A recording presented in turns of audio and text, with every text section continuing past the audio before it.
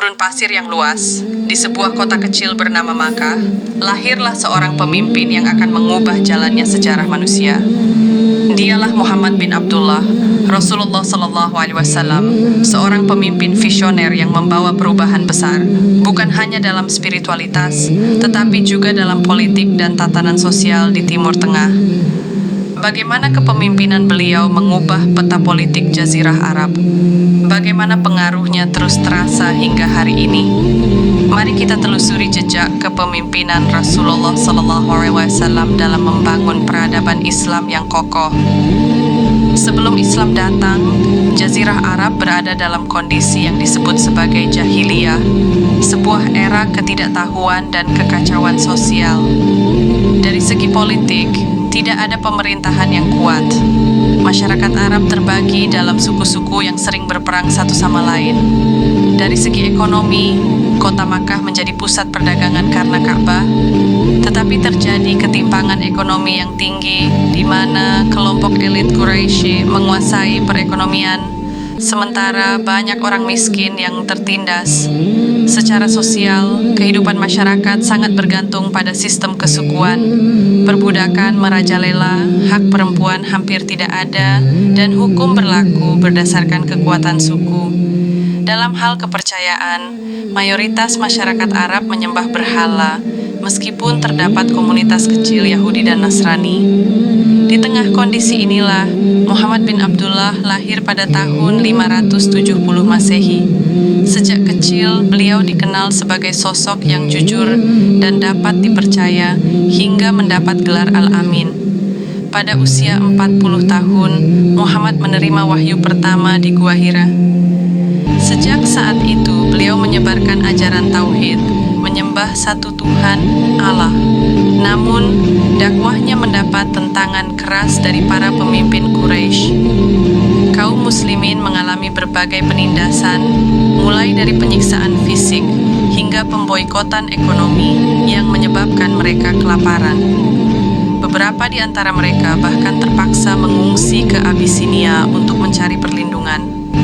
Puncak tekanan yang diterima kaum muslimin membuat Rasulullah dan para pengikutnya hijrah ke Yatsrib pada tahun 622 Masehi yang kemudian dikenal sebagai Madinah. Di sana, Rasulullah bukan hanya sebagai nabi, tetapi juga pemimpin negara. Langkah pertama yang beliau lakukan adalah membangun persaudaraan antara kaum Muhajirin, pendatang dari Makkah, dengan kaum Ansyar, penduduk asli Madinah, sehingga mereka dapat hidup berdampingan. Selanjutnya, Rasulullah menyusun Piagam Madinah, sebuah perjanjian yang mengatur hak dan kewajiban seluruh penduduk Madinah, termasuk kaum muslimin, Yahudi, dan kelompok lainnya. Ini menjadi konstitusi pertama dalam sejarah Islam yang mengatur sistem pemerintahan berdasarkan keadilan dan musyawarah. Di Madinah, Rasulullah juga mulai membentuk sistem pemerintahan Islam dengan membangun Baitul Mal sebagai lembaga keuangan negara yang mengelola zakat dan kebutuhan sosial masyarakat. Beliau juga menerapkan sistem hukum Islam yang berdasarkan wahyu Allah dan prinsip keadilan. Kepemimpinannya yang tegas, adil, dan penuh kebijaksanaan membuat Madinah berkembang menjadi pusat peradaban Islam.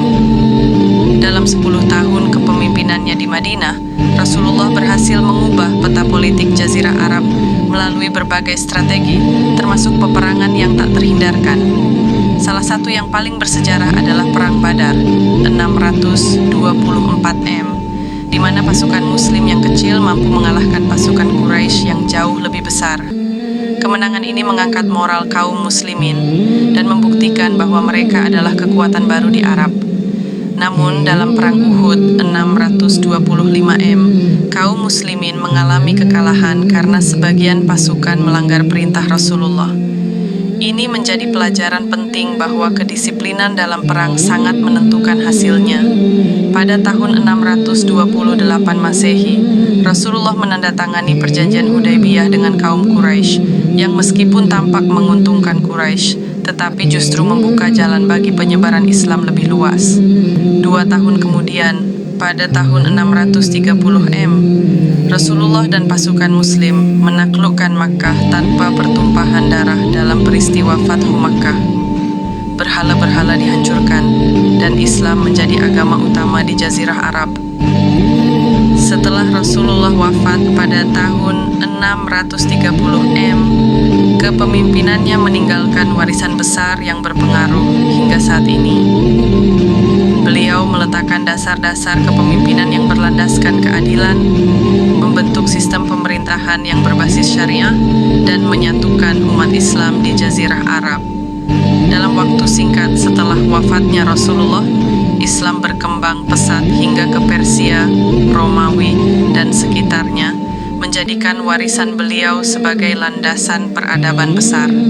Dari seorang yatim piatu di Makkah hingga menjadi pemimpin besar yang mengubah dunia, kepemimpinan Rasulullah SAW bukan hanya tentang strategi militer atau politik, tetapi juga tentang keadilan, kasih sayang, dan persatuan. Kini, tugas kita adalah mengambil pelajaran dari beliau, membangun masyarakat yang adil, bersatu, dan berlandaskan nilai-nilai Islam. Inilah kisah kepemimpinan Rasulullah